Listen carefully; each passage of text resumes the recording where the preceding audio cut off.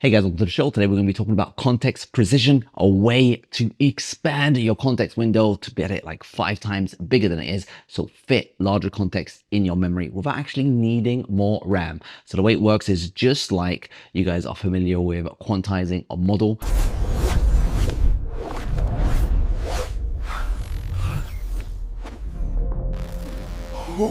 We can run a large model, compress it down into smaller quantization and still get usable results. We do that exact same method with the actual context, the KV cache, the context window, all these kind of different names for it.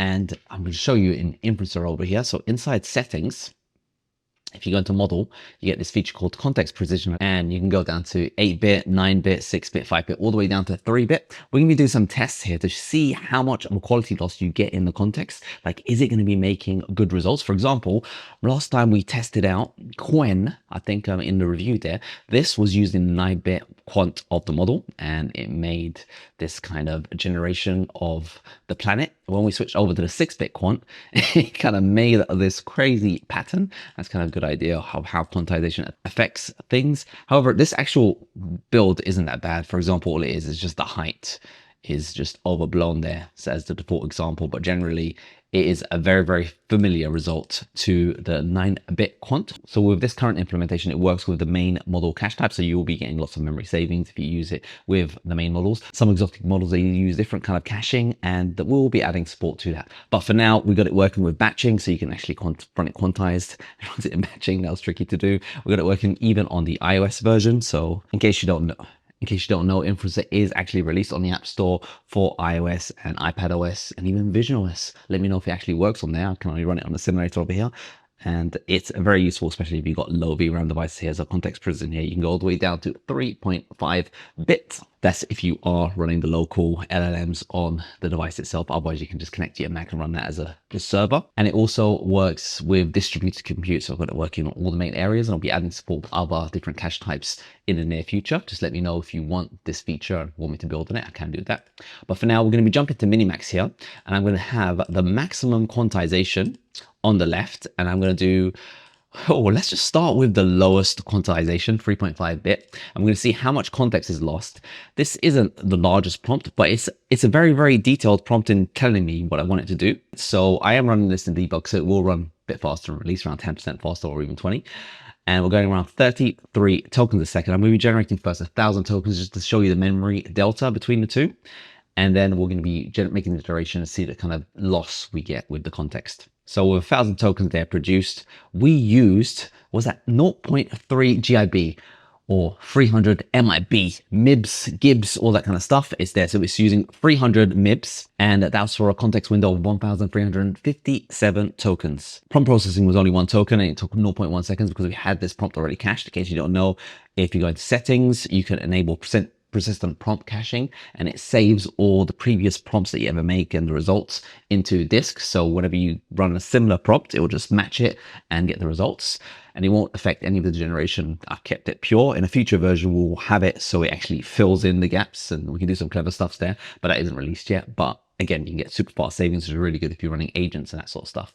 So back to here, we can see that the 3.5 bit version, that one only used 0.07 gibs. So that's 70 megabytes. Megabytes. Can you believe that they call it megabytes? Crazy. 70 megabytes. So we've gone to 300 to 70 megabytes. And, you know, it looks like it was producing some sort of code. So that's good. So this is actually going to be compressed. This is the context. It includes the actual answer that it's making. So we can see that there's a massive savings going from 16-bit to 3.5-bit. But let's go ahead and finish the result and see the difference when we quantize the context to 3.5 bit, and then we'll run it at 4.5 bit, then we'll run it at 6.5 bit, and then we'll run it at 9 bit, and we'll kind of gauge an idea of what is the best context precision you can run without sacrificing quality. So we got the first result here, produced 6,000 tokens. So in total, we got a context window of 8,500, which is 2 gigabytes. Massive, massive. And it's only 8,000 tokens. Like, some people are crazy. They have 80,000 tokens and they do some cool stuff with these models.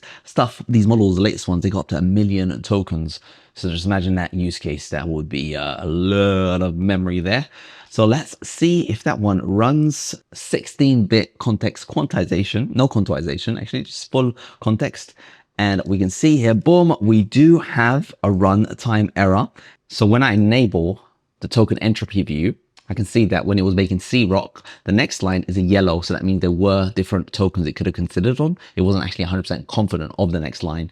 And that's where it made the error. So probably if I did have the temperature down to 0, it wouldn't have made the error because it would have picked probably the top one. All right, and we are done. And to keep it clean, I decided to go and change the temperature to 0 on all the different generations. So unquantized context, we got 8,000 tokens, making us 2 gigabytes in memory usage. That's huge. And then in 9-bit, actually that one was a funny one. So originally the 9-bit one, it actually started looping. So we went down and produced like a context window of 21,000 tokens. It just kept on looping, saying, I'm going to create the file, create the file, create the file. I think because I got thinking disabled, this model likes to think. I'm forcing it to disable the thinking. So it got a bit confused there.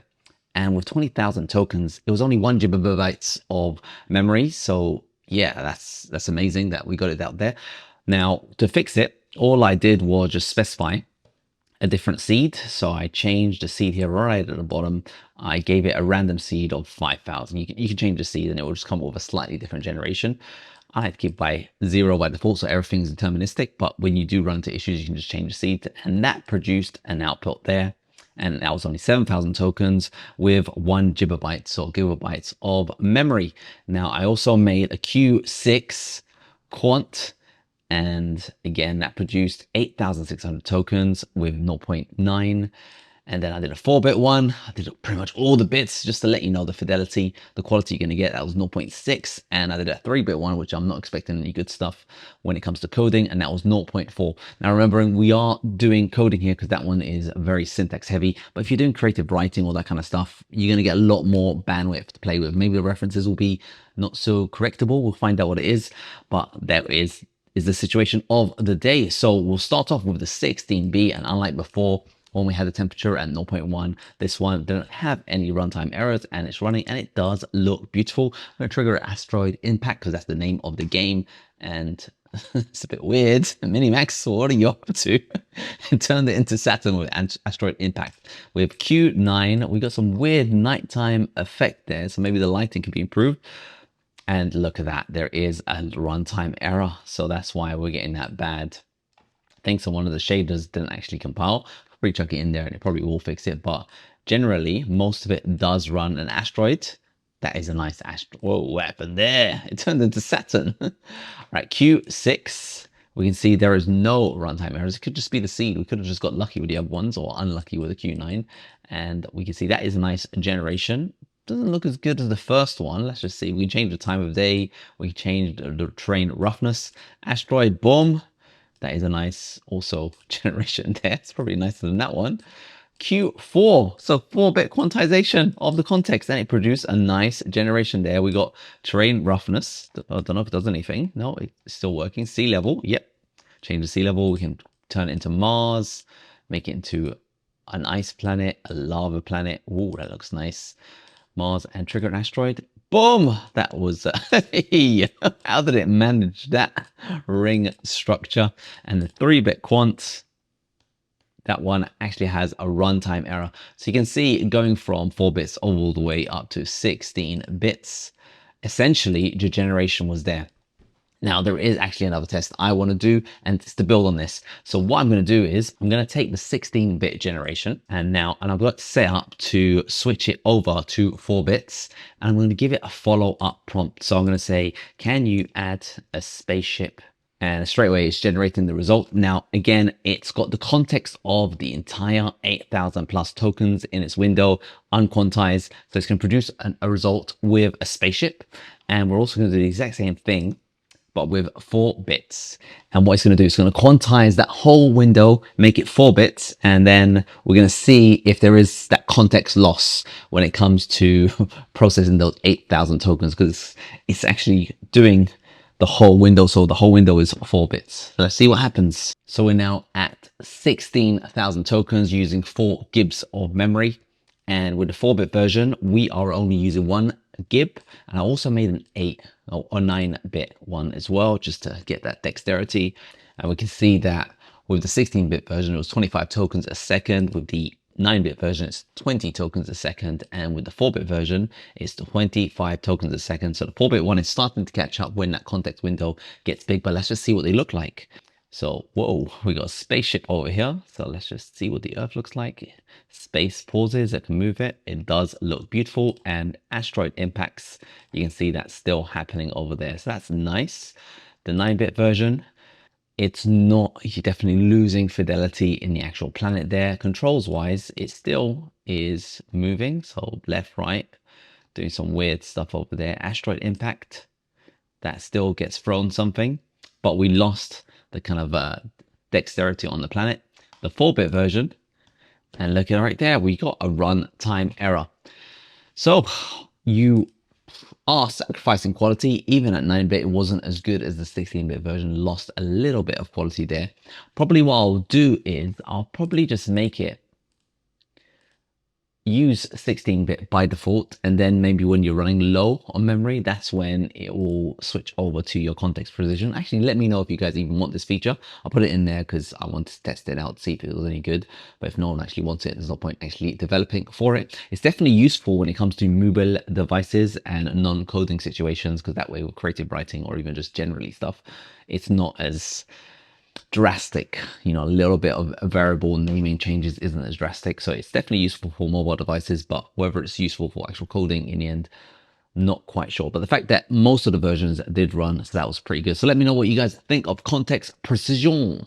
Is it going to help you out? I've seen some people, they like run 128 gigabyte models on a 128 gigabyte system, and they say, hey, why isn't it working with OpenClaw?